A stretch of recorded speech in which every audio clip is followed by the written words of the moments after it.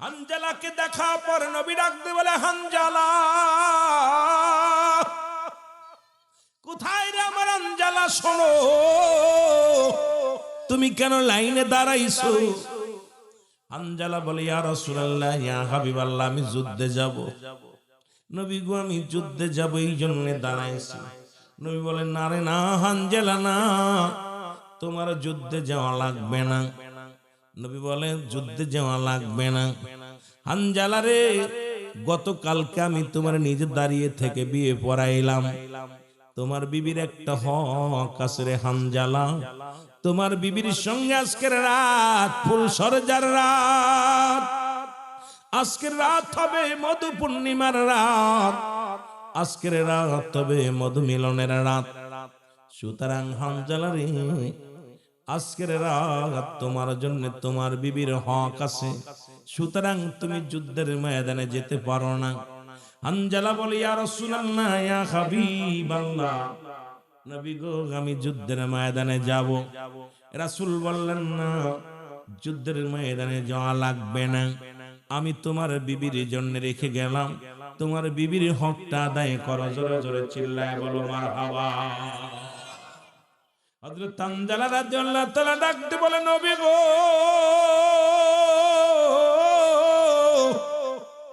আমি যাব, যুদ্ধের ময়দানে যাব। ইয়া রাসূলুল্লাহ, ইয়া হাবিবাল্লাহ, আপনি নিষেধ করবেন না, হুজুর গো, আমি যাব। রাসূল বললেন, না রে হানজালা, না, কারণ প্রতিটা মানুষের উপর এক একটা হক থাকে। যেহেতু তোমার হালাল বিবি, যেহেতু তোমার গতকালকে বিবাহ হয়েছে, আমি তোমার বিবির হক আদায়ের জন্য আমি তোমার রেখে গেলাম। জোরে জোরে চিল্লায়া বলা যাবে না মারহাবা। এর নবীর প্রেমে জীবন গড়, নবীর প্রেমে জীবন গড়, নসিব করো মদিনা, নবীজিকে না দেখাইয়া কবরে ডাক দিও না, বলো নবীজিকে না দেখ। একটু জোরে জোরে চিল্লায় বলেন, নবীজিকে না দেখাইয়া কবরে ডাক দিও না, বলো নবীর প্রেমে জীবন গড়, তোমরা নবীর প্রেমে জীবন গড়, নসিব করো মদিনা, নবীজিকে না দেখাইয়া কবরে ডাক দিও না, আল্লাহ নবীজিকে না দেয়। আসবে যেদিন কবরের দিন, একদিন চলে, নবীজি থাকেন যদি বিপদে ভুলে, আমায় বিপদে ভুলে পর্ব সেদিন গর্বি পাদে, পর্ব সেদিন গর্বি পাদে, কেউ তো বন্ধু হবে না, পর্ব সেদিন গর্বি পাদে, কেউ তো বন্ধু হবে না, নবীজিকে না দেখাইয়া কবরে ডাক দিও না, আল্লাহ নবীজিকে না দেখ। একটু মহব্বতে বলেন, নবীজিকে না দেখাইয়া কবরে ডাক দিও না, বলো নবীর প্রেমে জীবন গড়, আশেক নবীর প্রেমে জীবন গড়, নসিব করো মদিনা, নবীজিকে না দেখ। আসরের ময়দানেতে হইবে সবে খাড়া, নবীজি বিনে সেদিন হইব পার হবে কেমনে আসে কেরা, দয়াল নবী মায়ার নবী, আমার দয়াল নবী মায়ার নবী, এই গোলাম রে ভুইল না, নবীজিকে না দেখাইয়া কবরে ডাক দিও না, বলো নবীজিকে না। কবরে ডাক দিও না, বলো নবীর প্রেমে জীবন গড়, হায় হায় নবীর প্রেমে জীবন গড়, নসিব করো মদিনা নবীজিকে না দে। আল্লাহ নবী যুদ্ধের ময়দানে চলে গেলেন, তুমুল আকারে যুদ্ধ শুরু হয়ে গেল। রাসূলের মাথার মধ্যে পাথর লাগলো, রাসূলুল্লাহর মাথা ফেটে গেলেন, নবীজি জমিনের মধ্যে বেহুশ হয়ে পড়ে গেলেন। আমার নবীজির কি আক্রান্ত হয়ে গেল। রাসূলুল্লাহ আশিকেরা কান্দে, নবী নাই, নবী নাই। নবীর সাহাবীরা কান্দের, বলে আল্লাহ আমরা বুঝি নবীরে হারায় ফেললাম, আমরা বুঝি আর নবীরে পাইব না, রহমতের নবীরে হারায় ফেললাম। সাহাবীরা রাসূলকে নিয়ে টানাটানি শুরু করে দিলেন। যুদ্ধের মধ্যে মুসলমান শুনে নাও, একটু বিশৃঙ্খলা হলো, কারণ সবাই তো রাসূলের দিকে তাকায় আছে। আর যখন রাসূল আক্রান্ত হয়েছে, কোথায় রে জীবন, কোথায় রে আর মায়া, কোথায় জানের মায়া, কি কোথায় পড়ে আছে দেখার সময় নাই। সাহাবীরা রাসূলের চারিপাশে দাঁড়ায় দাঁড়ায় কাঁদতে লাগলো। সাহাবীদের চোখে পানি, রাসূলের সাহাবীরা কান্দে। আরে রাসূল যদি না থাকে রে, নবী যদি না থাকে, কি লয়া বাঁচবো, আর আদর্শ নিয়ে বাঁচবো। চোখের পানি গুলো ছেড়ে ছেড়ে কাঁদতে লাগলেন। মক্কা মদিনায় তৎকালীন জামানে এইরকম মাইক ছিল না, টিনের সং ছিল। এই সং দিয়া কে যেন ডাকতে বলে, শহরবাসী রে, নগরবাসী রে, তোমরা ঘুমাছো, নবী নাই, নবী নাই, নবীজি নাই।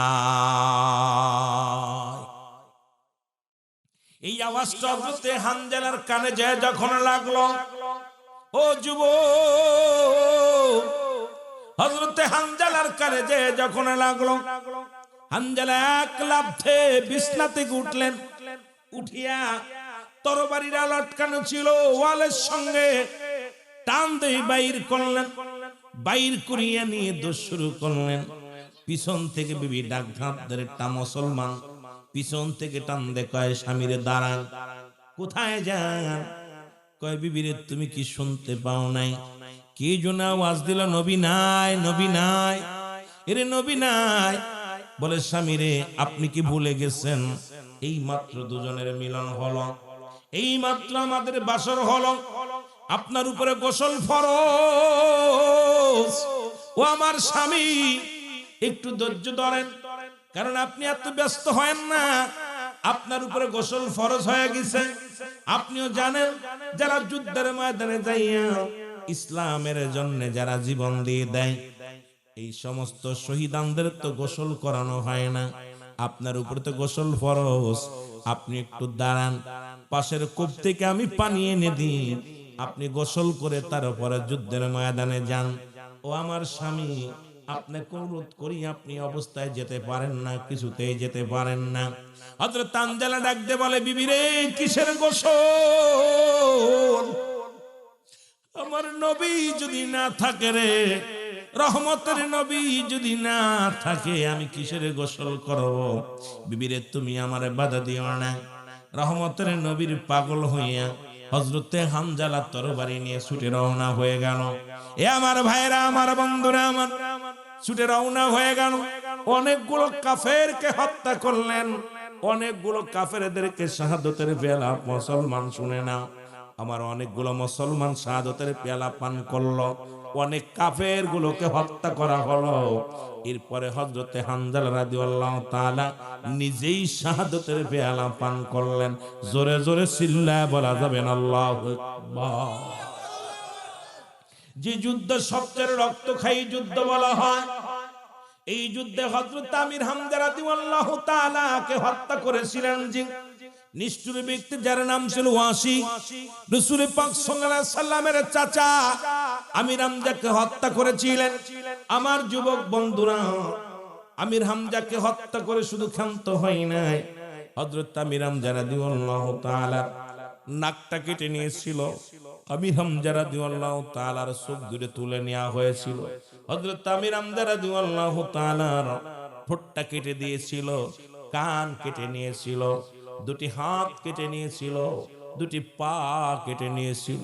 পৃথিবীর ইতিহাসে এত বড় জঘন্য, এত বড় কষ্ট দিয়া কোন সাহাবীকে হত্যা করে নাই যা পৃথিবীর ইতিহাসে আমার রাসূল সবচাইতে বেশি কষ্ট পেয়েছে। সবচেয়ে বড় কষ্ট হলো হযরত আমির হামজা রাদিয়াল্লাহু তাআলা কলিজাটা বুকটা ফাড়িয়া মুসলমান আবু লাহাবের বিবি হিন্দা, যার নাম ইতিহাসের পাতায় স্বর্ণ করে লেখা আছে সবচেয়ে বদমাইশি মহিলা। মুসলমান শুনে নাও, এই হিন্দা শিয়া হযরতে আমির হামজার বুকটারে ফাড়লেন, পাড়িয়া জ্বলন্ত জীবিত কলিজাটা টান্দে বাইর করিয়া তাজা সাবিয়ে সাবিয়ে খেয়েছিল। পুরো যুদ্ধের ময়দানে মানুষগুলো অবাক হয়েছিল, এই নিষ্ঠুর মহিলা মানুষের কলিজা কেমনে খায়। এই কলিজাটা তাজা কলিজাটা বাইর করিয়া এরকম জীবিত সিবায়া সিবায়া সিবায়া খেয়েছিল। আমার রাসূলের সামনে যখন আমির হামজা রাদিয়াল্লাহু তাআলা লাশখানা আনা হলো, আমার নবী চিৎকার মেরে বলেন, সাহাবীরা রে, আমি কি দেখতে পাই রে? আমার চাচা আমির হামজার দেহ মুবারক কানলা।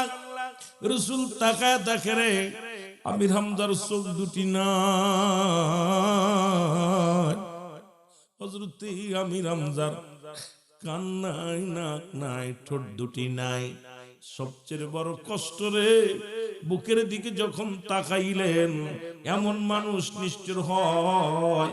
হযরত আমির হামজার বুক ফাড়িয়া কলিজাটা বাইর করে খেয়েছিল, হিন্দা খেয়েছিল। ও মুসলমান, আমির হামজাকে যিনি হত্যা করেছিল, যার নাম ছিল ওয়াসি, যদিও সর্বশেষে কালেমার মালা পড়েছিল, কালেমা পড়ে মুসলমান হয়েছিল। রহমতের নবীর সামনে যখন এসে দাঁড়াইতো, আল্লাহর নবী ডাক দে বলতো, ওয়াসিরে, তুমি আমার সামনে আসবা না, কারণ তোমাকে দেখলে আমার বড় কষ্ট হয়, কারণ আমার চাচা আমির হামজার কথা মনে পড়ে যায়। কারণ তুমি আমার সামনে আসবা না যতদিন পর্যন্ত রাসূল পাক সাল্লাল্লাহু আলাইহি ওয়াসাল্লাম জীবন দশায় শরীয়তে ছিলেন। ওয়াসি রাসূলের সামনে আসতে না ভয়ে থরথর করে কাঁপতেন, কারণ এত পৃথিবীর ইতিহাসে এত বড় জঘন্য, এত বড় নগণ্য হত্যা করা হয় নাই। ও যুবক, রাসূল যতদিন দুনিয়ার মধ্যে ছিলেন আমির হামজার কথা ভুলতে পারে নাই, সাহাবীদের কথা তো বলতে পারে নাই। তবে চাচা আমির হামজার কালেমা পড়া পর রাসূল বলেছিল, যখন আমার চাচা আমির হামজা কালেমা পড়লো, আমার শক্তি আরো 2 গুণ বেড়ে গেল। কালেমার দাওয়াত আমি আরো প্রচার প্রসারিত বেশি বেশি করা শুরু করলাম। জোরে বলা যাবে না মারহাবা। আমার ভাইরা, আমার বন্ধুরা, আমার খুব লক্ষ্য করবেন, যুদ্ধ শেষ হয়ে গেল।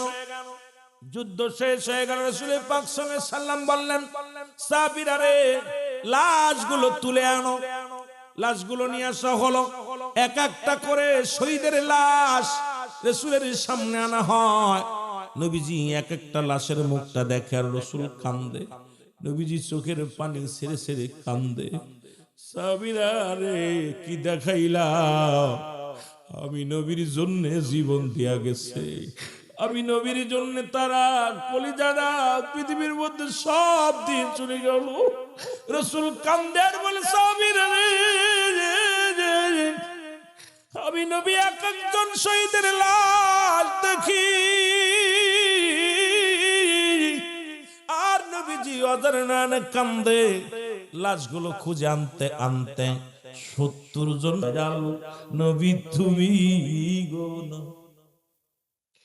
মণিকোঠার আশেকেরা, এই সদরপুরের আশেকেরা, ফেলে চোখের পানি গো নবীজি, ওগো ফেলে চোখের পানি, বিশ্বওয়ালির মুরিদ আমি গো নবী, আমার দয়াল বাবার মুরিদ আমি গো নবী। তরাইও তুমি গো নবীজি, দয়াল নবী তুমি গুণমণি। বলেন দয়াল নবী, বাবারে জোরে আওয়াজ দিয়ে বলেন না, দয়াল নবী তুমি গুণময়, দয়ালের দয়াল তুমি গো নবী, আপনি পারের কান্ডারি গো নবীজি, দয়াল নবী তুমি গুণমণি। বলেন দয়াল নবী তুমি গুণমণি। এ দুনিয়ার মুসলমান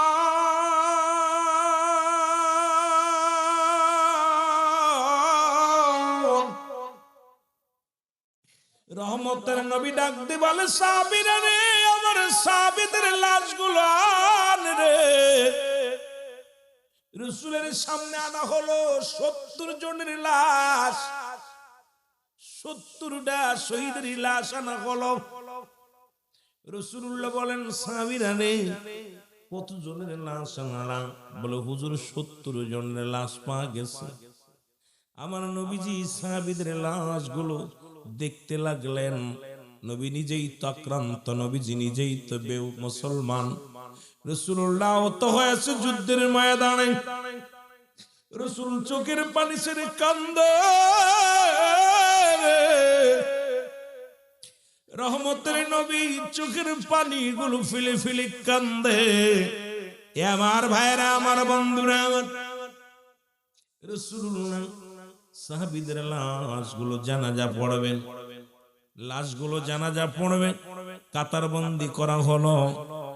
এমন সময় মুসলমান সাহাবীরা দৌড়ে আসলেন, বলি, ইয়া রাসূলুল্লাহ, ইয়া হাবিবাল্লাহ, কাফন লাগানো যতগুলো লাশ ছিল নবী গো, এই একটা লাশ আমরা পাইতেছি না। আমার নবী বলে, কি শুনাইলা? কার লাশ তোমরা পাও না? বলে, হুজুর হযরতে হানজালা রাদিয়াল্লাহু তাআলার লাশখানা আমরা পাই না।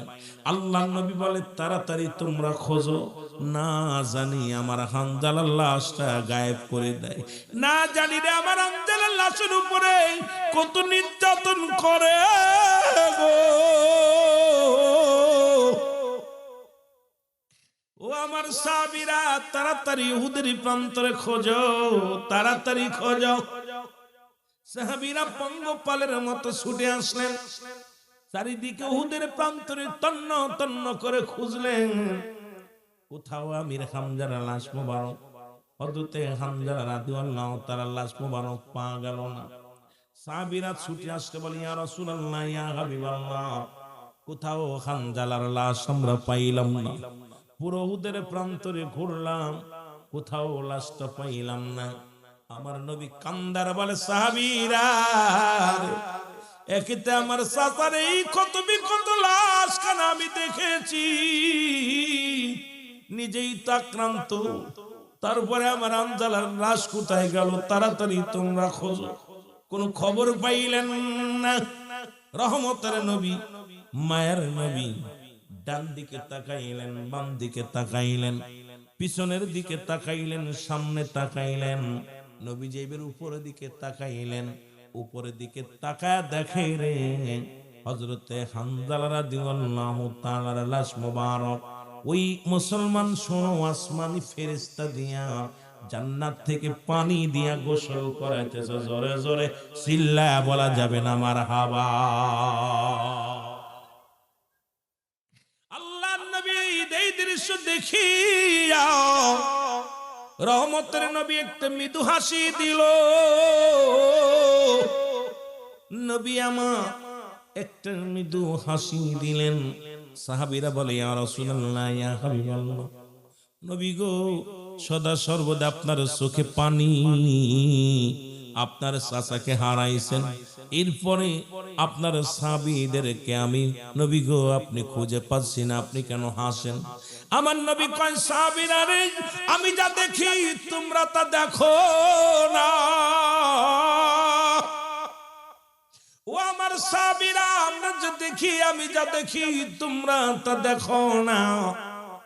এইবার নবীজি আবার উপরের দিকে তাকাইলেন, তাকায়া দেখে রে 70,000 ফেরেশতা হযরতে হানজালা রাদিয়াল্লাহু তাআলা। ও মুসলমান, হানজালা রাদিয়াল্লাহু তাআলা ইমামতি করে ফেরেশতারা 70,000 ফেরেশতারা দাঁড়াইয়া দাঁড়াইয়া হযরতে হানজালা রাদিয়াল্লাহু তাআলার গোসল করানো শেষে জানাজার নামাজ পড়াইতেছে। জোরে জোরে চিল্লায় বলা যাবে না মারহাবা। প্রেম তো মরে না, বলো প্রেম তো। প্রেমিক মরে মুর্শিদ প্রেম তো কভু মরে না, প্রেম তো মরে না। আল্লাহর প্রেমিকেরা দিশে হারা, প্রেম তো মরে না, বলো প্রেম তো। প্রেমিক মরে দয়াল প্রেম তো কভু মরে না, প্রেম তো মরে না। প্রেম করেছেন মুসা নবী, তুর পাহাড়ে গেছেন চলিও, ও সে পাহাড় জইলা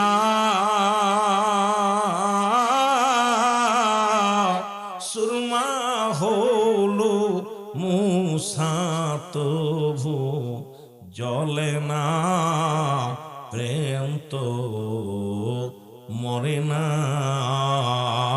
বলো প্রেম তো। একটু মহব্বতে বলেন প্রেম তো। প্রেম করে মরে প্রেমিক প্রেম তো কভু মরে না, প্রেম তো। প্রেম করেছেন খাজা ফরিদপুরি, তার প্রেমে নায়েত পুরি গো। প্রেম করেছেন খাজা এনায়েত পুরি, তার প্রেমে খাজা ফরিদ। ও সে দিবানিশি মুরিদ লইয়া আসে, দিবানিশি মুরিদ লইয়া কান্তেন সদায় বসিয়া, প্রেম তো। এই আওয়াজ দিয়ে বলেন না প্রেম তো মরে না, বলো প্রেম তো। প্রেম করেছেন দয়াল বাবা,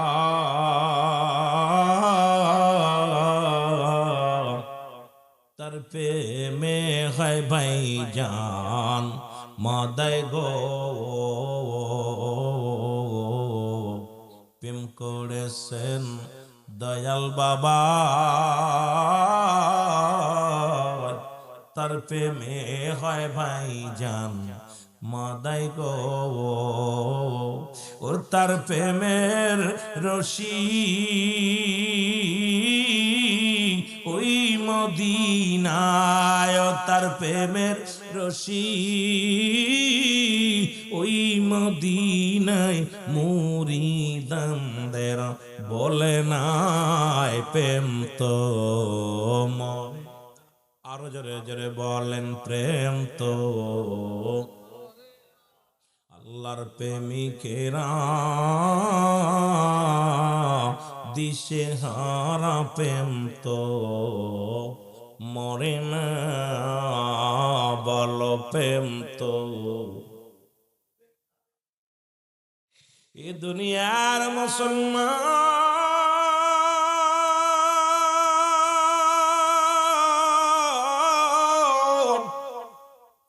আল্লাহর নবী যখন উপর দিকে তাকাইয়া রে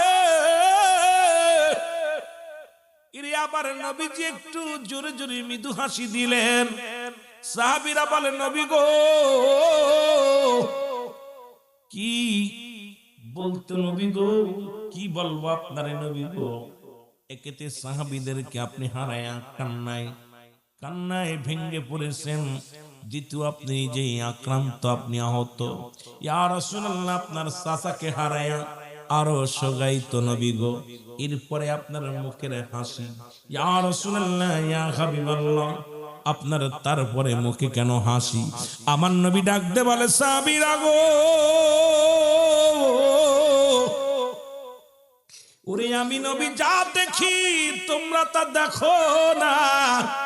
আমি নবী যা দেখি তোমরা তা দেখো না। আমি নবী যা বলি তোমরা সেটা করো। আবার কোন লাশগুলো আবার তোমরা গণো। সাহাবীরা লাশগুলো গোনা শুরু করলো। 1 2 3 4 5 6 7 8 9 10 69 70 জোরে জোরে চিল্লায়া বলা যাবে না মারহাবা। সাহাবীরা ছুটে এসে বলে নবী গো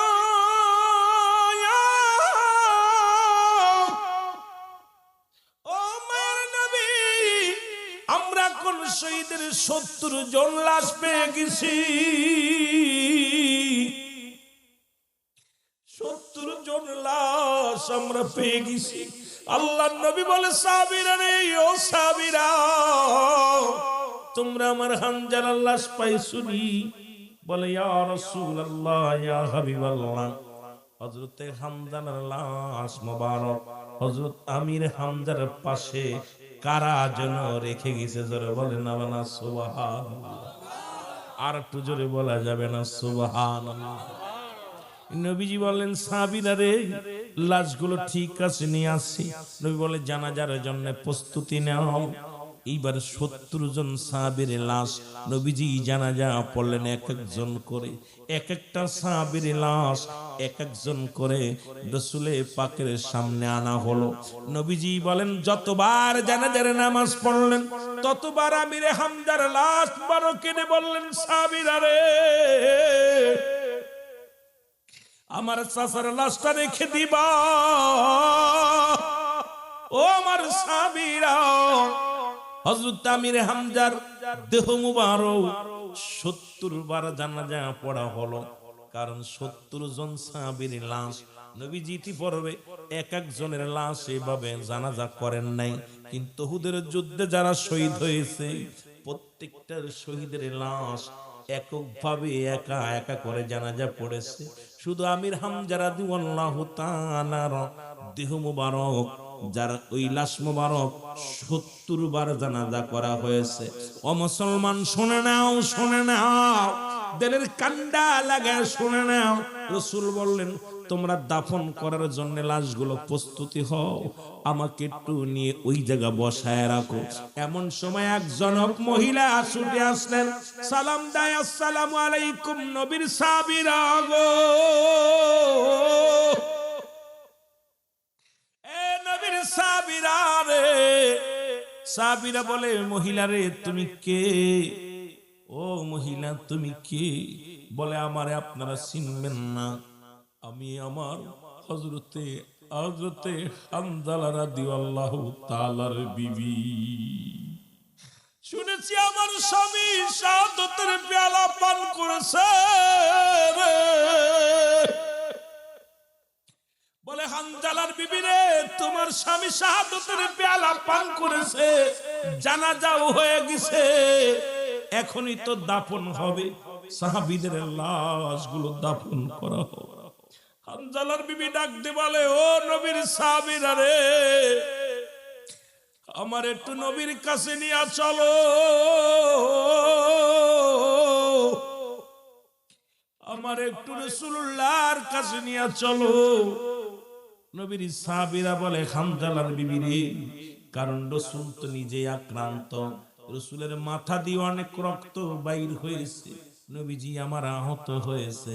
এরপরে নবীজির কলিজার মধ্যে বড় কষ্ট, চাচা আমির হামজাকে হত্যা করা হয়েছে।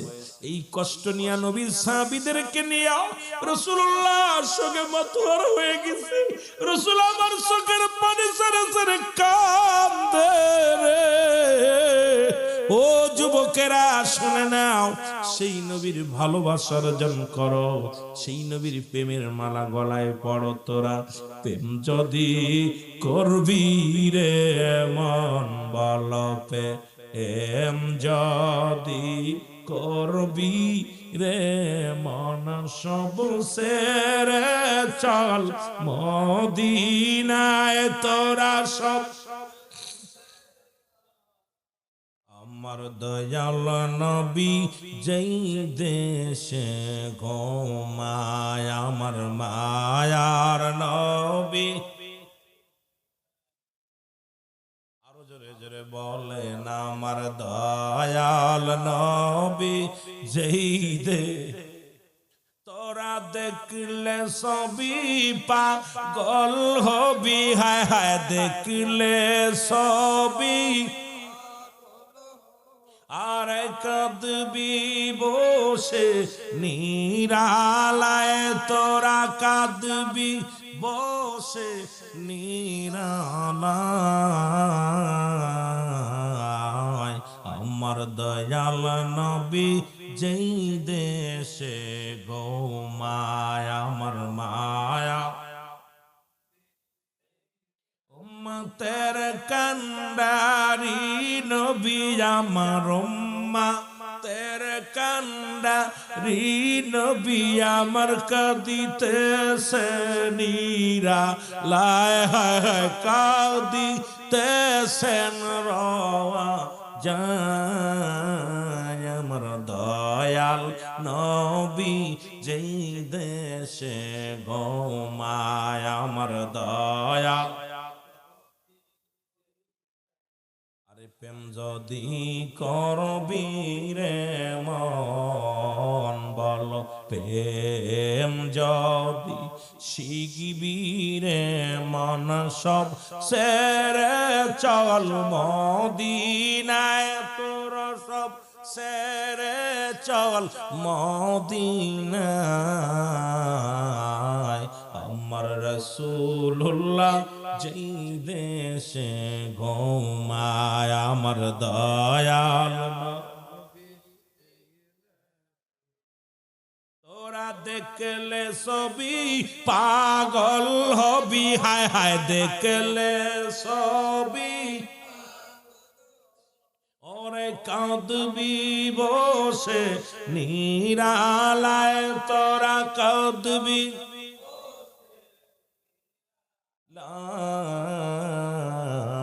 আমার দয়াল নবী। এ ভাইয়ের আম্মা জানাইসা বলে, দুনিয়ার মানুষ শোনো, তোমরা যারা ইউসুফকে দেখে যারা আঙ্গুল কেটে ফেলেছিলে, হাত কেটে ফেলেছিলে, তোমরা যদি এই জামানার মানুষ আমার নবীরে দেখতে কাটতে কাটতে কলিজাটা কেটে ফেলতে, তবুও টের পেতে না।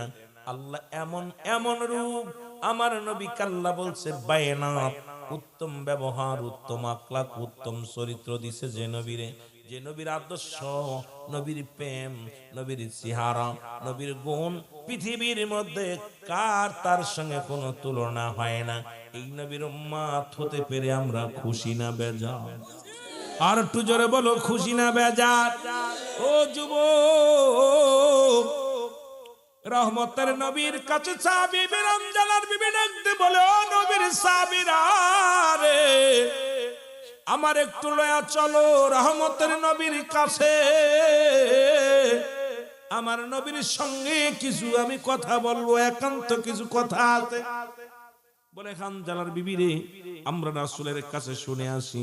রাসূলের কাছে শুনতে গেলেন, নবীজিকে সালাম দা, আসসালামু আলাইকুম ইয়া রাসূলুল্লাহ, আসসালামু আলাইকুম ইয়া হাবিবাল্লাহ। নবী গো, ওই জনক এক মহিলা আছে, সে নাকি হযরতে হানজালা রাদিয়াল্লাহু তাআলার বিবি, আপনার সঙ্গে কথা বলতে চায়। নবী বলে আসতে বলো। এবার নবীজি বললেন আমাকে হাতটা ধরে ওই পাথরের উপরে বসায়া দাও, কারণ আমি তো নিজে অসুস্থ। রাসূলকে পাথরের উপরে বসায়া দিলেন নিয়ে। রাসূল বলেন আমার সামনে চাদর মুখে কি করো? ওই চাদরটা টানিয়ে দাও, পর্দার বিধান শুনে নাও। আজকে তো সমাজে পর্দা নয়। ও যুবক বন্ধুরা, নামাজ যেমন ফরজ, পর্দাও তেমনি ফরজ। আমি আস্তে আস্তে আলোচনার মধ্যে যাই। রাসূল বললেন পর্দা করে দাও, চাদরটা টানিয়ে দাও, আমাকে ওই পাথরের উপরে বসতে দাও। রাসূলকে বসানো হলো। এবার জনক মহিলা আসলেন, সালাম দাস, সালামু আলাইকুম ইয়া রাসূলুল্লাহ ইয়া হাবিবাল্লাহ, আসসালামু আলাইকুম ইয়া রাহমাতাল লিল আলামিন। নবী গো, ও মায়ার নবী, আমি হানজালার বিবি, আমি আপনার কাছে আসছি। সব সাহাবীর নবী গো, এখনই বুঝি দাফন দিবেন? বলে হ্যাঁ। ও আমার নবী, আমি আপনার কাছে করজোরে একটা দাবি করব। আমার স্বামীর উপরে গোসল ফরজ হয়ে গেছে, সুতরাং আমার স্বামীকে গোসল না করায়া দাফন করাবেন না। জোরে জোরে চিল্লায়া বলা যাবে না আল্লাহু আকবার। রহমতের নবী ডাকতে বলে হানজালার বিবি রে, কি শুনাইল? বলে নবী গো, ও মায়ের নবী শোনেন গো,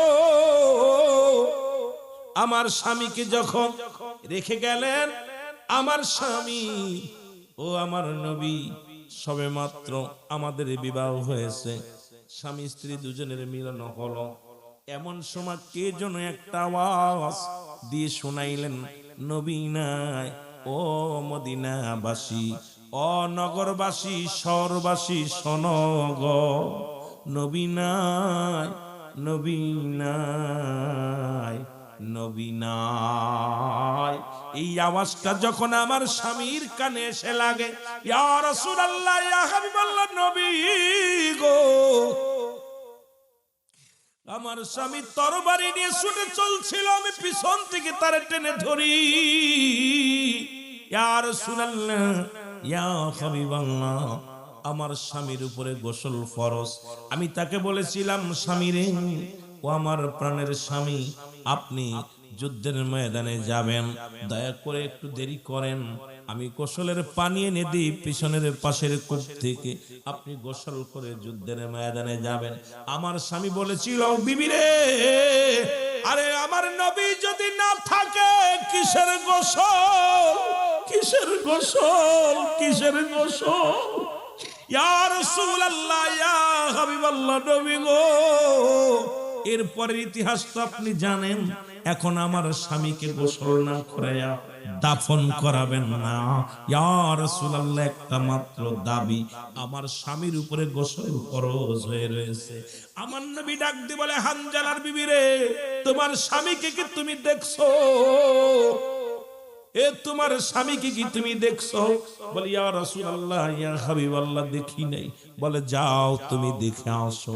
যখন হানজালার বিবি যখন তার স্বামীকে দেখার জন্য গেল, যখন মুখটা কাপড় খুলে দিছে রে, হানজালার বিবি তাকায়া দেখে রে, রহমতের নবীর সাহাবী হযরতে হানজালা রাদিয়াল্লাহু তাআলা মাথার চুলগুলো বেবে পানি গুলো পড়তেছে, পুরো কাফনের কাপড়টাই ভিজে গেছে, মাথার চুলগুলো বেবে ফোটায় ফোটায় পানি পড়তে। জোরে বলেন না মারহাবা। হযরত হানজালার বিবি যখন দেহের দিকে তাকাইলেন, দেখে দেহের মধ্যে যত পশম আছে সমস্ত পশমের গোড়াগুলো ভিজা। হযরত হানজালার বিবি এক দড়ি দৌড়ায় গেলেন রাসূলুল্লাহর কাছে, বলে, আসসালামু আলাইকুম ইয়া রাসূলুল্লাহ ইয়া হাবিবাল্লাহ, নবী গো, আমি কি দেখলাম নবী গো, এই 69 জন লাশ, কারুর লাশের কাপড় ভেজে নাই, সব কাপড়গুলো রক্তে লাল, ওই কাপড়ের মধ্যে রক্তে লাল হয়ে গেছে রে, ও আমার নবী, একমাত্র আমার স্বামীর দেখলাম ওই কাপড়ের কাপড়গুলো ভিজা, সব লাশ শুকনা, আমার স্বামী ভিজা। আমার নবী গো, আমার নবী ডাকতে বলে, হানজালার বিবি শোনো, আল্লাহ রাব্বুল আলামিন তোমার স্বামীকে এমন কবুল করেছে, এমন পছন্দ করেছে, তোমার স্বামী শাহাদাতের পরে সে তোর উপরে যে গোসল ফরজ ছিল, সেই ফরজ গোসলটা রব্বুল আলামিন জান্নাতি ফেরেশতা দিয়া, জান্নাতি পানি দিয়া করায়া দিছে। জোরে জোরে চিল্লায়া বলা যাবে না মারহাবা। স্বামীর এই স্বামীকে আর এই আন্দালার বিবি কান্দে রে, কান্দে দয়ার নবী, নবী গো, আমি আপনার কাছে বিনয় করে বলি নবী গো, আমার জন্য দোয়া করেন, আমি আপনার কাছে বলি, ইয়াউমাল কিয়ামত আমি আর কোনদিন বিবাহ করব না। ইয়া রাসূলুল্লাহ, ইয়া হাবিবাল্লাহ, আমি যতদিন বেঁচে থাকি আমার স্বামী স্মৃতি নিয়ে বাঁচতে চাই। আর ইয়াউমাল কিয়ামতের ময়দানে, ওই হাসরের ময়দানে আমি যেন রব্বে কারিমের দরবারে দাঁড়ায়া বলতে পারি, আমি শহীদের বিবি। ইয়া রাসূলুল্লাহ, আমি কত ভাগ্যবান নারী, আমি একজন শহীদের বিবি বলে আরশ মহল্লায় দাঁড়াতে পারবো। ইয়া রাসূলুল্লাহ, ইয়া হাবিবাল্লাহ, আমি যেন কিয়ামতের ময়দানে আমার স্বামীর সঙ্গে জান্নাতে যেতে পারি। আমার নবী ডাক দে, কান্দালার বিবি রে, শুধু শুনে নাও, শোনো, অসংখ্য ফেরেশতারা, অসংখ্য ফেরেশতারা জান্নাতটা সাজাইয়া সুসজ্জিত করিয়া এই আজকের তারা শাহাদাতের পেয়ালা পান করলো। উহুদের যুদ্ধে যারা ইন্তেকাল করলো সবাইকে স্বাগতম জানানোর জন্য অসংখ্য ফেরেশতারা দাঁড়ায় আছে। হানজালার বিবি, জান্নাতকে সুসজ্জিত করা হয়েছে, সুন্দর আলো লাইটিং করা হয়েছে, সুন্দর ব্যবস্থা করেছে। জান্নাতি ফেরেশতারা অপেক্ষা আছে আমার সাহাবীদেরকে স্বাগতম জানায়া জান্নাতে প্রবেশ করার জন্য। এ আমার ভাইরা, আমরা তো সেই নবীরে দেখি নাই, সেই নবীর সাহাবীদেরকে পাই নাই, পেয়েছি এই জামানার যুগশ্রেষ্ঠ কামেল আমার দয়াল পীর দস্তগীর খাজা বাবা সিদাল্লামা ফরিদপুরি, যিনি আমাদেরকে এতিম বানায়া চলে গেলেন, সারা জীবন নবীর প্রেমে কেঁদে গেলেন, উম্মতি মুহাম্মাদের জন্য কেঁদে গেলেন, সারা জীবন মুরিদের জন্য কেঁদে গেলেন। এমন দয়াল আর হবে না, এমন দয়াল আর হবে না। এলাকাবাসীরে যারা চিনতে পারো নাই, এর এলাকাবাসীরে যারা বুঝতে পারো না, এমন একটা দিন আসবে, সেদিন বুঝেও লাভ হবে না, লাভ হবে না। আমার দয়াল তো এসেছিলেন একমাত্র অসহায় মানুষের পথ দেখানোর জন্য, রহমতের নবীর পথের দাওয়াত দেওয়ার জন্য। সেই দাওয়াত দিতে দিতে দয়াল মুর্শিদ ঘুমায়া আছে মুসলমান রওজা পাকে। কারণ আল্লাহর ওলিরা মরে না, আল্লাহর ওলিরা আল্লাহ রাব্বুল আলামিন নিজেই তো ডাকতে বলেন, নবীর সাহাবী নবীর দিন যেই ডাকতে বলেন, নবীজি বলেন মেরকাত শরমের কাতের 10ম খণ্ড 722 নম্বর পৃষ্ঠা, তাফসীরুল বায়ান 5ম খণ্ড 524 নম্বর পৃষ্ঠা। রাসূল বলে, আলা সাবধান, না নিশ্চয়, আলা ইন্না উলিল্লাহি, আল্লাহর তরফ থেকে যারা উলি হয়, লাইয়া মউত, তাদের মৃত্যু নাই। সুতরাং আমার জিন্দা পীর খাজা বাবা সিদাল্লামা বিশ্বলি ফরিদপুরি শুয়ে আছে। মুরিদের মায়া, ইয়া রব্বি হাবলি মুরিদি, মুরিদি বলে জীবন ভরে কাঁদলেন, এখনো রওজার মাটি ভিজায়। আল্লাহ এই মুরিদ এই পীর কেবলাদানকে সিনার মতো আল্লাহ সুযোগ দিয়ে দিও। জোরে জোরে চিল্লায়া বলা যাবে না মারহাবা। আজ আমার বান্ধব কেহ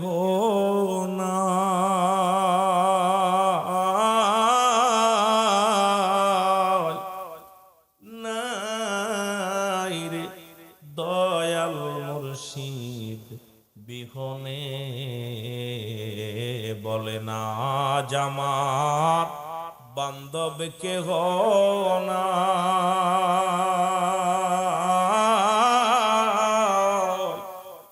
দয়াল মুর্শিদ বিহনে। বাবা, যারা বাবা মারে হারাইছেন, আপন মুর্শিদ হারাইছেন, মা নাই বাবা নাই, একটু চোখের পানি ছেড়ে কান্দেন। আজ আমার বান্ধব কেহ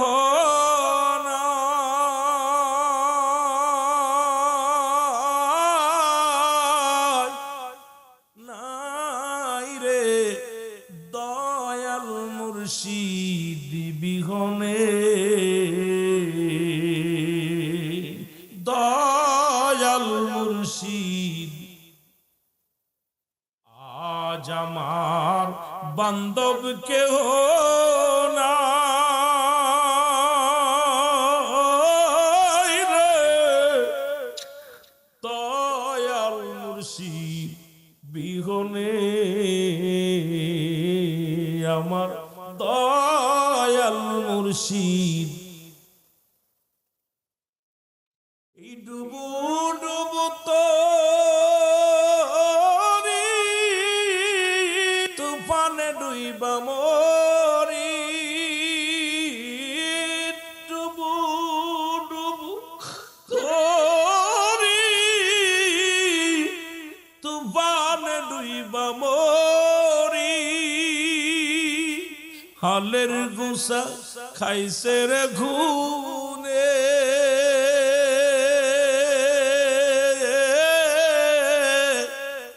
দয়াল মুর্শিদ বিহনে, বলো আজ আমার বান্ধব কেহ নাই রে, দয়াল মুর্শিদ বিহনে, বলো দয়াল মুর্শিদ। কোথায় আমার দয়াল চাঁদ, কান্দে রে তোর কাঙ্গাল, কোথায় আমার দয়াল চাঁদ, কান্দে রে তোর মুরিদান, দেখা দিও ঘোর নিদানে,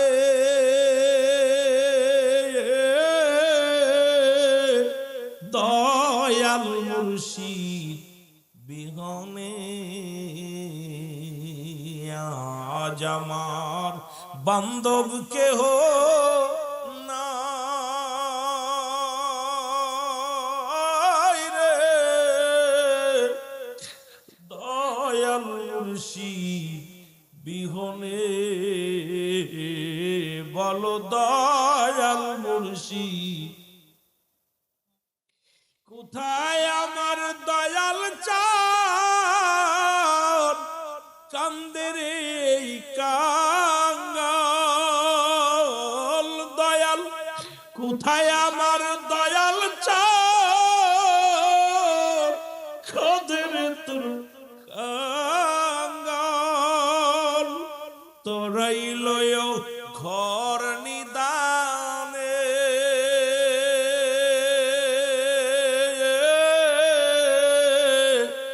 দয়াল মুর্শিদ বিহনে,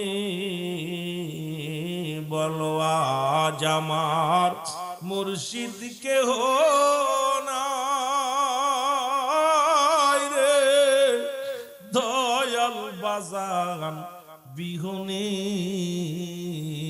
বলো আজ আমার বান্ধব কেহ নাই,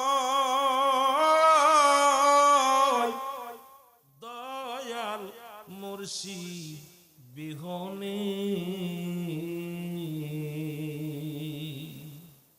বাবারে, বাবা জানে সন্তানের মায়া, মুরিদ জান পীরে জানে মুরিদের বেদনা, নবীজি জানে তার উম্মতের বেদনা। যে যাহারে ভালোবাসে সেই তো বোঝে ভালোবাসার কথা। কারে বুঝাইব, কারে কইব ভাই? আমার জাকির ভাইরা বড় কষ্ট। কেবলা জান হুজুর বলেন, আমার মুর্শিদ বলে, বাবা আমি ছোট্টবেলা মাকে হারাইলাম, ছোট্ট কালে মাকে হারাইয়া ফেললাম, মা মারা গেল। বাবা পরে বিয়ে করলো, কয়টা ভাই বোন নিয়ে বড় কষ্টের মধ্যে, খানার কষ্ট হয়। যদিও জমিদার ফ্যামিলির মানুষ, সৎমার পালে আমি বাবারে, আমি স্কুলে লেখাপড়া করতাম। আমার বাবা জানের কথা শুনে নেন, কয়েকটা কথা বলে আলোচনা শেষ করবো, আর আগাবো না। যদিও তরিকাতের আলোচনা ছোট ভাইয়েরা করছে, আমি ওই জন্য আগাতে চাইছিলাম না যে তরিকাতের কথা বলবো না, তবু বলতে হবে রে বাবা। দয়াল মুর্শিদ বলে, বাবা ছোট্টবেলা মাকে হারাইলাম, অতি কষ্টে লালন পালন হলাম মা বাবা। হঠাৎ একদিন স্কুল থেকে এসে দেখি আমার দয়াল পীর, তোমাদের দাদু পীর খাজা এনায়েত পুরি ঘরের মধ্যে বসে আছে। আমিও বই নিয়ে ঢুকলাম ভিতরে, আমাকে দেখেই ডাক দিলেন, বাবা তোমার নাম কি? আমি বললাম আমার নাম আসমতুল্লাহ। হুজুর বললেন, বাবা আমার খাজা বাবা, বাবা জানের নাম হলো খাজা আসমতুল্লাহ ফরিদপুরি। আমার আব্বা, আমার হুজুরের বাবার নাম হলো খাজা আলিমউদ্দিন। ও মুসলমান, মাওলানা খাজা আলিমউদ্দিন রাহমাতুল্লাহ আলাইহি। আমার পীরের নাম হলো খাজা ইউনূস আলী রাহমাতুল্লাহ আলাইহি। জোরে জোরে চিল্লায়া বলা যাবে না মারহাবা। এ যুবক, হুজুর বললেন, আমি যখন বইগুলো নিয়ে ভিতরে ঢুকলাম, হুজুর ডাক দিলেন, বলেন, বাবা এদিকে আসো। মাথার মধ্যে হাত বুলাইয়া দিয়া কয়, বাবা তোমার নাম কি? বলে, আমার নাম আসমতুল্লাহ। বলে, বাবা তোমারে আমার বড় পছন্দ হয়েছে, বাবা তুমি কি আমার সাথে যাবা? আমি তোমারে নিয়ে যাব। আমি আমার বাবার কাছেও শুনলাম না, দাদার কাছেও শুনলাম না, দাদির কাছেও শুনলাম না, কার কাছে শুন? হঠাৎ করে হুজুরের মুখের দিকে তাকাইয়া, এই নূরের মানুষটার মুখের দিকে যখন তাকাইলাম রে, প্রাণটা জুড়িয়ে গেছে। এত কষ্ট করে স্কুল ছুটি হওয়ার পর হেঁটে আসলাম স্কুল থেকে, আমার দয়ালের মুখের দিকে তাকাইয়া প্রাণ চেয়ে মুসলমান ঠান্ডা হয়ে গেছে। বললাম, হুজুর আমি আপনার সঙ্গে যাব। আর একটু জোরে বলেন। আমার আব্বাকে ডাক দিলেন, আমার আব্বাকে ডাক দিয়ে বললেন, ও বাবা আলিমউদ্দিন, তোমার কলিজার টুকরো সন্তান হাসমতকে আমি নিয়ে যেতে চাই। বললেন, হুজুর আমার হাসমত যদি যেতে চায় আমি বাধা দিব না। হাসমতকে জিগালেন, আমার হুজুরকে জিগালেন, বাবা তুমি কি তাবা নিয়ে আমার পীরের সাথে যাও? এক পায়ে হুজুর বলেন, আমি যাব। রওনা দিলেন, সঙ্গে করে নিয়ে আসলেন, পছন্দ করলেন। আমার হুজুর কেমনে মুসলমান? ও আমার বাবারা, আমার পীরে যারে দয়া করে, মুর্দা দিল তার জিন্দা হয়। বলো, পীরে যারে মুর্দা দিল তার জিন্দা। আরে অকুল সাগরের মাঝে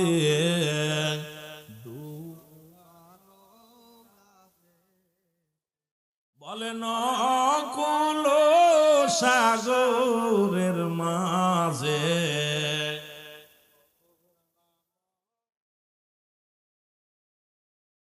কামেলম কামেললি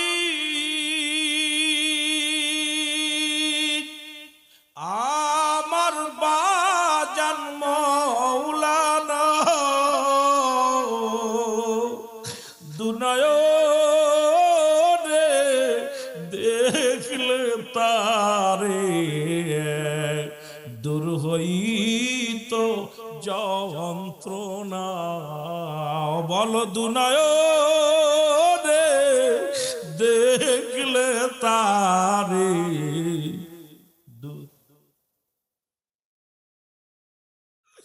বাবা তুমি ভালোবাসো, তোমার ভালোবাসার নাই তুলনা। মুর্শিদ আমায় ভালো, তোমার ভালোবাসার নাই তুলনা।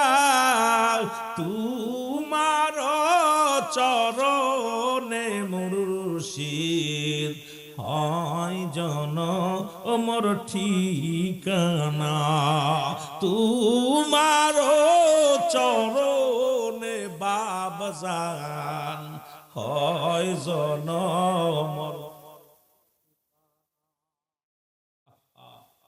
এমন মুর্শিদ কোথায় পাবি রে? এমন বান্ধব আমরা মাগুরার মানুষ, বাড়ি মাগুরা, ফরিদপুরে ভাগ্যগুণে পাইছিলাম এমন দয়াল, ছোট্টবেলা পাইছিলাম। কারণ আমি গুনাহগার, অনেকবার সুযোগ হয়েছে দেখা, অনেক সুযোগ হয়েছে, অনেকবার প্রাণ ভরে দেখেছি, প্রাণ ভরে কথা বলেছি। সেই সুযোগটা আল্লাহ এখন যদি বুঝতে পারতো, আগে জানতাম না হুজুর চলে যাবে। খোদার কসম আমার দয়াল কেমন ছিল এটা আমি বলে শেষ করতে পারবো না, কারণ আমি একদম পিচ্চিকাল থেকে দরবারে। সেই এখন তো কত বক্তা, কত কথা, কত ওয়াজ করে, কিন্তু আমার দয়ালের কথাগুলো আমার বারবার মনে পড়ে। যখন কথা বলতে যায় দয়ালের কথাগুলো মুখের পর বেশি আসে, এই জন্য ওয়াজ করে আগাইতে পারি না। তখন ভিতরে ভিতরে ভিতরে জলে শুধু। এই জামানা মুসিবতের জামানা, দয়ালকে যদি পাইতাম ওই কদম আজ ছাড়তাম না। জানতাম না তো হুজুর এত আগে ফাঁস করে চলে যাবে, আমাদের ছেড়ে এতিম বানায় চলে যাবে, বুঝতে পারি না।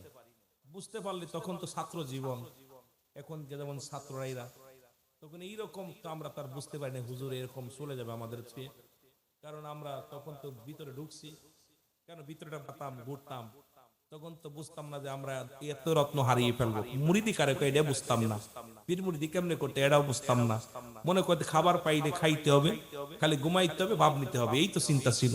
কিন্তু এখন যে বুঝি যে মুড়িদি কারে বলে, পীর কারে বলে, দাঁত থাকতে দাঁতের মর্ম বুঝি নাই, এখন বুঝি। তবুও যা পেয়েছি দয়ালের চরণ, জীবনে সারা জীবন যদি স্মরণ করে রাখতে পারি, এটাই আমার বড় পুঁজি। আমার দয়ালের রহমত, দয়ালের দোয়া, দয়ালের ভালোবাসা যা পেয়েছি, এটাই আমার জীবনের সবচেয়ে বড় সম্পদ। আমি আর কোনো সম্পদ চাই না, কিচ্ছু চাই না। ভাগ্যগুণে দয়ালরে পাইছি, যা পাইছি আমার দয়াল যা দিছে, এর চাইতে আমার আর পার নেই, সার নেই, সবকিছু দিয়েছে দয়াল আল্লাহর কাছে। আমার মতো না দান রে আল্লাহর কাছে সুইপা দিছে, আমার মতো না দান রে মদিনা আল্লাহর কাছে সুইপা দিছে। দয়াল আল্লাহর কাছে টাকছে খালি আপনার আমার জন্য না, সবার জন্য। হুজুর বলতেন যতক্ষণ পর্যন্ত আমি রব্বে কারিমের দরবারে নালিশ না দিতে পারি, আপনাদের নালিশ পৌঁছাতে না পারি, ততক্ষণ পর্যন্ত আমি বিছনায় ঘুমাই না। তার মানে আমি যদি দয়ালের গোলাম হয়ে থাকি, আমার নালিশটাও মদিনা আল্লাহর কানে দিছে, আমার নালিশটা আল্লাহর কাছে পৌঁছায় দিছে। জোরে বলেন ঠিক কিনা? আমার বিশ্বাস, আপনাদের কি বিশ্বাস আমি জানি না, কারণ আপনাদের ইমানই ব্যাপার, বিশ্বাস হলো আপনার ব্যাপার। আমি তার বলতে পারবো না আপনার মনের খবর, আপনার সিনার খবর, এগুলো তার আমি বলতে পারবো না। এগুলো যে যারে ভালোবাসে সেই বলতে পারে। কারণ ছুটে আসি পাগলের মতো, এখনো বুঝি না, এখন তো ধন সম্পদের পিছে দৌড়াইতেছি, ওজিফা ঠিক মতো করতে পারি না। ঠিক মতো ওজিফা গুলো যদি পালন করতে পারি, আমার পীর এমন ওজিফা দিছে, এই আমল করলে একজন আউলিয়ার দপ্তরে মানুষ পৌঁছে যা কোনো ব্যাপার না। জোরে বল না সুবহানাল্লাহ।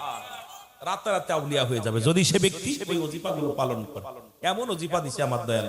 কিন্তু আমরা তো আসলে দুনিয়া পূজারি হয়ে গেছি ভাই, দুনিয়ার প্রেম, দুনিয়ার জিন্দেগি, দুনিয়ার লোভ লালসার মধ্যে পড়ে গেছি, পড়ার কারণে সবকিছু হারিয়ে ফেলেছি। আমার ভাইরা, আমার বন্ধুরা, আমার 12টা বেজে ছেড়ে দাও। দোস্ত যদি এত ভালোবাসি,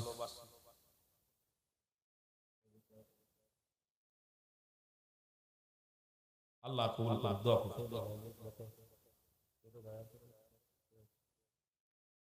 আল্লাহ দোয়া তো সবার জন্য করি। 12টা পর্যন্ত রাখার কথা বস।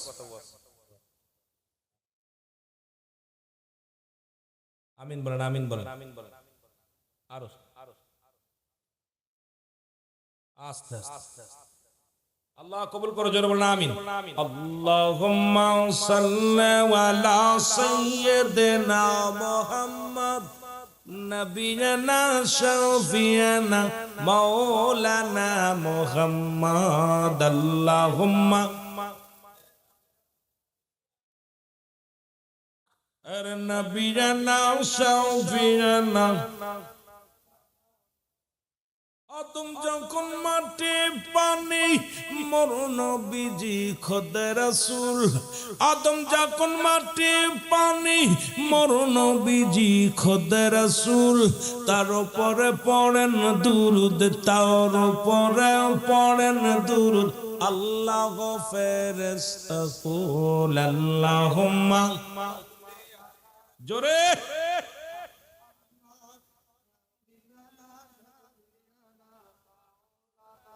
صلوا عليه وسلموا تسليما صلوا عليه وسلموا تسليما কালামের ঘোষণা নবীর উপর দুরূদ পড়ো নবীর উপর দুরূদ পড়ো আল্লাহ পাকের ঘোষণা আল্লাহুম্মা আর নবিয়ানা শফিয়ানা।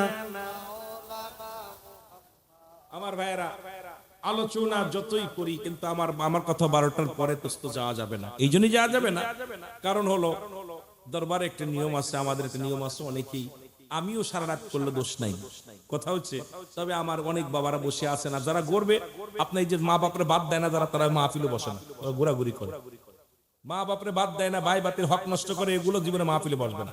এই যে দেখতেছেন এক জায়গা আসতে যাচ্ছে জীবনে যাদের নবীর প্রতি মহব্বত নাই, আল্লাহর প্রতি কোনো কীর্ত নাই, যারা ওলি আল্লাহর প্রতি প্রেম নাই, ও মা বাপরে বাদ দেবে কেমন? তো আল্লাহর প্রতি প্রেম নাই, জোরে বলেন ঠিক কিনা?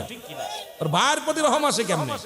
হাদিস শরীফে আসছে, যে ব্যক্তি কোন বান্দারে রহম করে না, আল্লাহ তার উপর রহম করে না। তো এই দুনিয়ার মধ্যেই নিজে অবহেলিত মানুষ, গাফিলিত মানুষ, ওর আব্বা মা নাফরমান সন্তান, অসংখ্য সন্তান দেখবেন অল্প লেখাপড়া করে বড় বড় চাকরি করতেছে, বড় বড় অফিসার হইছে, ভালো পজিশনে আছে, কিন্তু বাপ মার অভিশপ্ত সন্তান, দোয়া নাই। এই বড় দোয়া সন্তান লেখাপড়া করে বেকার ঘুরে বেড়াচ্ছে, সন্তান আসাদাবাদ হচ্ছে। একটাই কারণ হলো কপাল পোড়া, জোরে বলেন ঠিক কিনা? পিতামাতার হক হলো মোট 14টা। কয়টা? জোরে বলেন কয়টা? 14টা হক। 7টা হলো ইন্তেকালের পরে, 7টা হলো ইন্তেকালের আগে।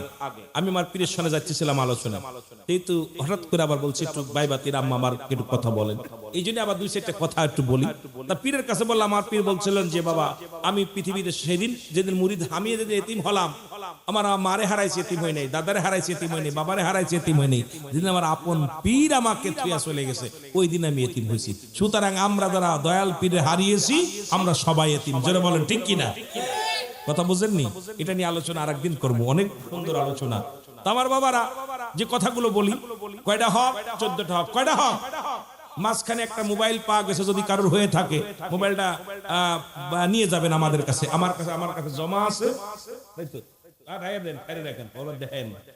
একটা মোবাইল পাওয়া গেছে, যদি কোনো দরদি বান্দা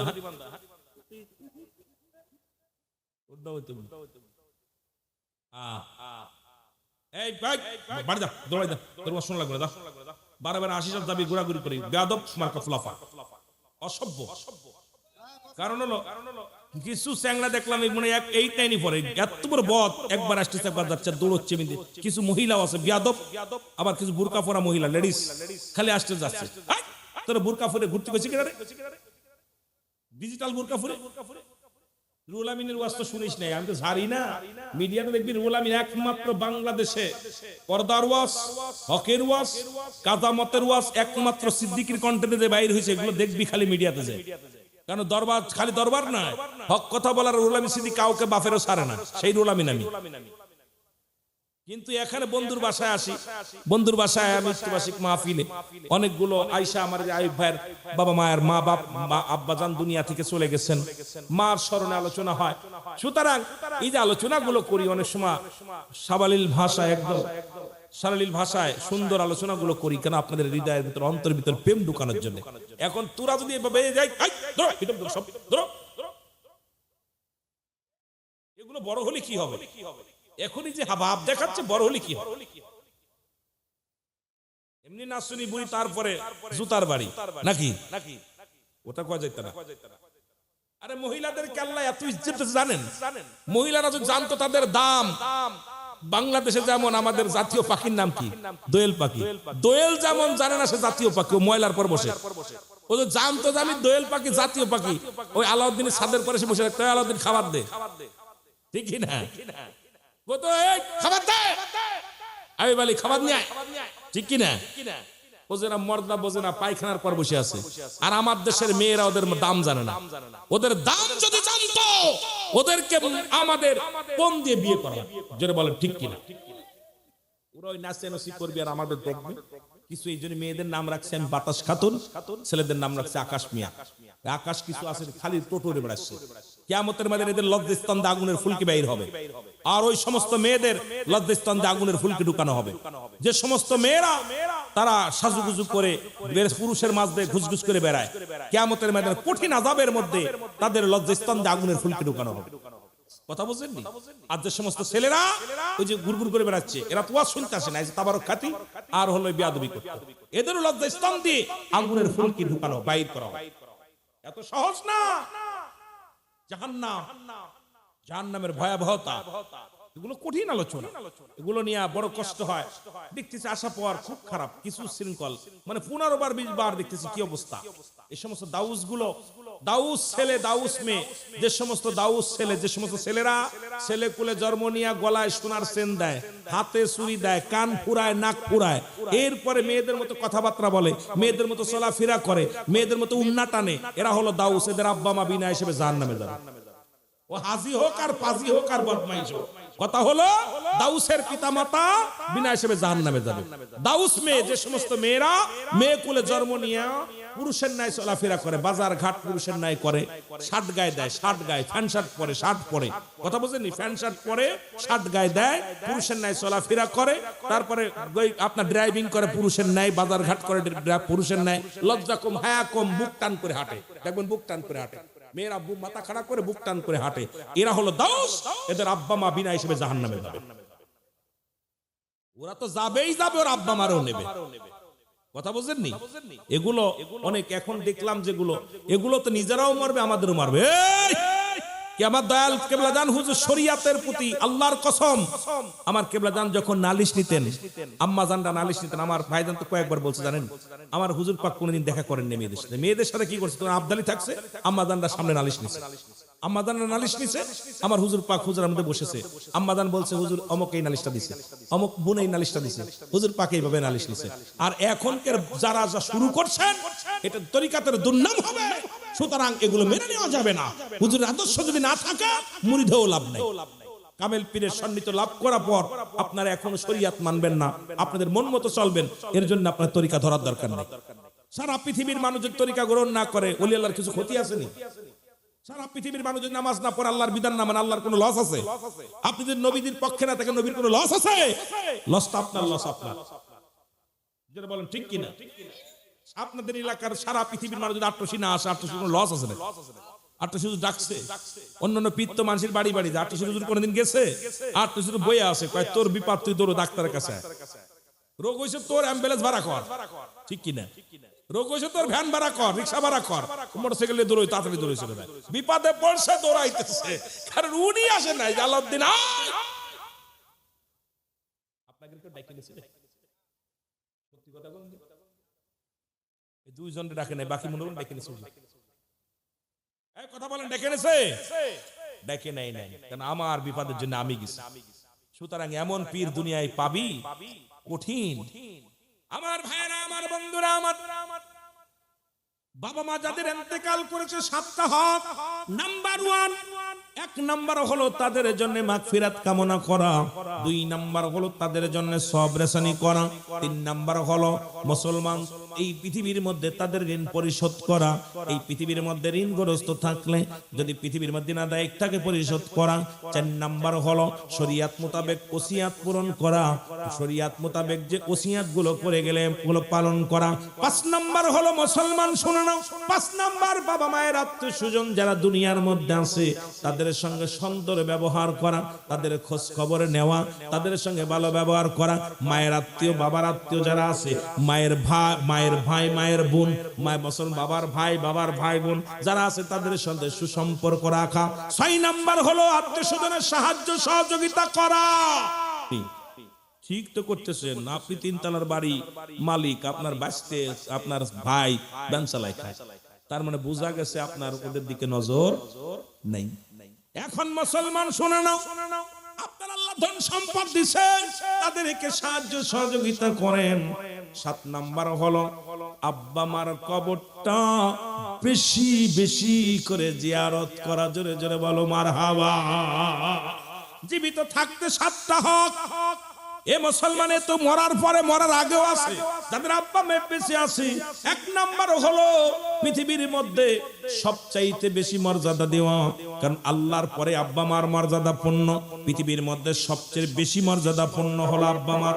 এক নাম্বার হলো মর্যাদার আসনে বসাইতে হবে। কিসের মৌলবী কিসের মুন্সি দেখার সময় নেই। আমার বাবা আমার মাথার তাজ, আমার মা আমার মাথার তাজ। এখন মারে কইছি আত্মে ওঠ, ও আমার মৌলবী বসতি দে।